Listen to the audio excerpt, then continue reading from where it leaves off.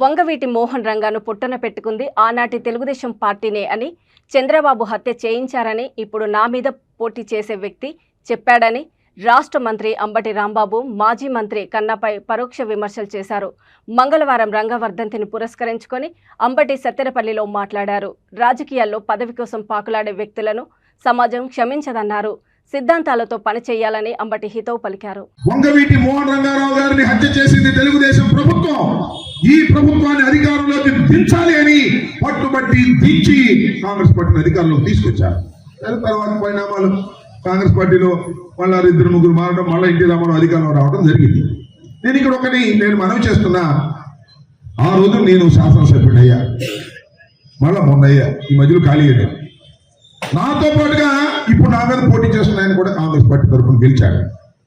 ఆయన ఏం చెప్పాడో నేను మీకు ప్రత్యేకంగా చెప్పాల్సిన అవసరం లేదు.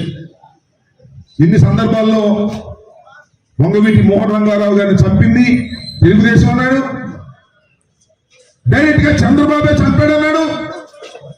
చంద్రబాబు వంగవీటి మోహన్ రంగారావు చంపడమే కాదు, శాసనసభ్యుడిగా నన్ను కూడా చంపాలని ప్రయత్నం చేశాడు. కానీ ఆయన వల్ల కాలేదని ఆయన అన్న మాటలు, నేనన్న మాటలు కాదు. నేను ఇవాళ ఏమైనా ఆరోపిస్తున్నానని అనుకుంటానేమో, కాదు. మీరు ఒకసారి యూట్యూబ్కి వెళ్ళి చూడండి. వంగవీటి మోహన్ రంగారావు గారిని చంపింది చంద్రబాబు నాయుడు అంటే తెలుగుదేశం. నన్ను కూడా చంపాలని ప్లాన్ చేశాడు, కానీ నన్ను చంపలేకపోయాడు. వంగవీటి మోహన్ రంగారావు చంపగలిగాడు కానీ నన్ను చంపలేకపోయాడు అన్నాడు. వాళ్ళు ఏం జరుగుతుందో రాజకీయాల్లో? పదవి శాశ్వతం అని అడుగుతా ఉన్నా, పదవి కోసమే ప్రాకులాడాలని అడుగుతా ఉన్నా. మీరు ఒకసారి ఆలోచన చేయండి. పదవి కోసమే ప్రాకులాడేవాడిని సమాజం క్షమించదని మనం చేస్తున్నాం. వస్తాయి పదవులు, పోతాయి, అది వేరే విషయం. అనేక సందర్భాలు నేను కాంగ్రెస్ పార్టీలో పుట్టా, కాంగ్రెస్ పార్టీలో పెరిగా. రాజశేఖర్ గారు చనిపోగానే జగన్మోహన్ రెడ్డి గారు వెంట నడిచారు. పదవి కోసం నడిచారా చెప్పండి? ఆ రోజున జగన్మోహన్ రెడ్డి గారు ముఖ్యమంత్రి అవుతాడని ఏమన్నా ఊహించాడా? జైల్లో పెట్టి బాధవుతారన్నారు.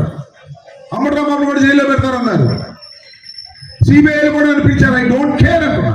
ఏంటంటే ఒక నమ్ముకున్నటువంటి మాట కోసం, సిద్ధాంతం కోసం, ప్రేమ కోసం, అభిమానం కోసం పనిచేస్తుంటే పదవులు వస్తాయి, పోతాయి, అది వేరే విషయం. పదవి ఎక్కడ దొరికితే అక్కడికి వెళ్దామనేటువంటి ఒక నీచమైన ఆలోచన సరైనటువంటి విధానం కాదనేది మీరందరూ కూడా గమనించాలని ఈ సందర్భంగా నేను మనవి చేస్తాను. ఇవాళ వంగవీటి మోహన్ రంగారావు గారి